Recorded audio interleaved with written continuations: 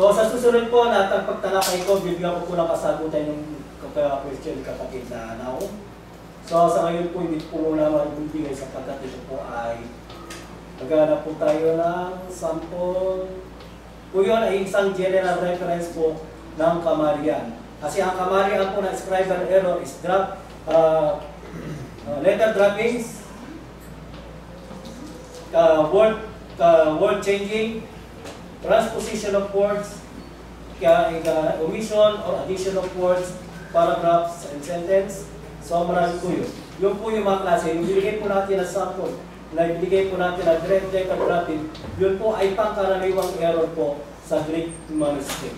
No? So susunod po, bibigyan po natin, once na tinalakay po natin, yung tinatawag na hermeneutic, bibigyan ko po ng sample kung anong talata. So sa ngayon, hindi ko po may bibigay sapagkat hahanapin pa magkaka-comparison po tayo ng tinatawag na Greek manuscript. So, limited po yung Greek manuscript dito na naglagay po ako ng software dito sa ating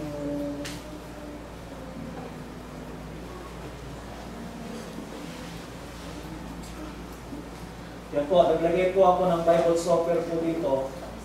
Medyo limited po yung yung ating Greek manuscript dito sapagkat ito ay meron lamang tatlong klase.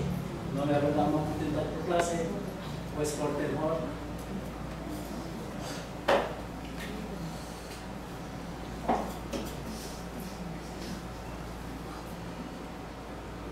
So, yan lamang po yung so, limited po yung ating sample.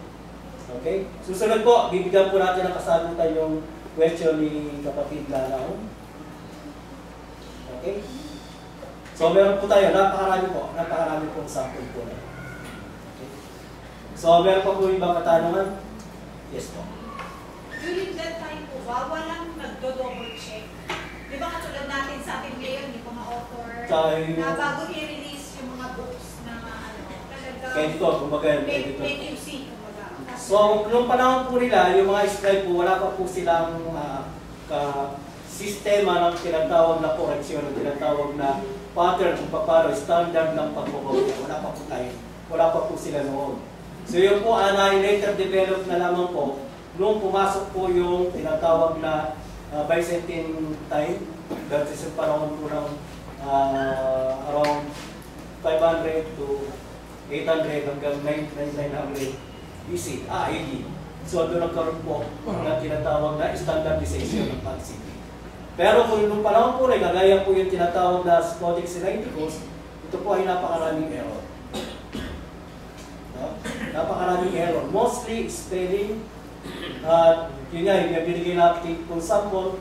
At yun, kaya nga mapapansin natin, meron po tayo mga Greek edition.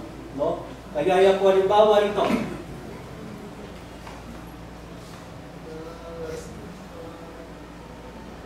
Yan. Yung West Portendon po, yan po ay Greek edition po yan. Ito po, itong tinatawag natin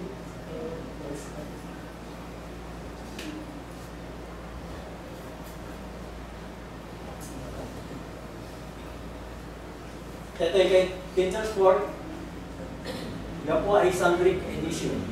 So, corrected Greek edition po siya. So, ibig sabihin po, lahat po ng error na kanilang nasumpungan, doon po sa tinatawag na manuscript, corrected na po nila para po mas maintindihan po ng mga readers. Okay? Meron pa pong katanungan, pagliliwanag? Kaya wala na po katanungan, ako pinagpapasalamat kay kapatid na Arcelia, Pinocomto, at yun po ay karapat-dapat sa isang mangalan. At sa lahat po ng sumuporta sa gawain niya, sa kapatid na TV. Maraming salamat. Kung wala na po tayong katanungan, ay bibigay ko na pong upit sa talaga.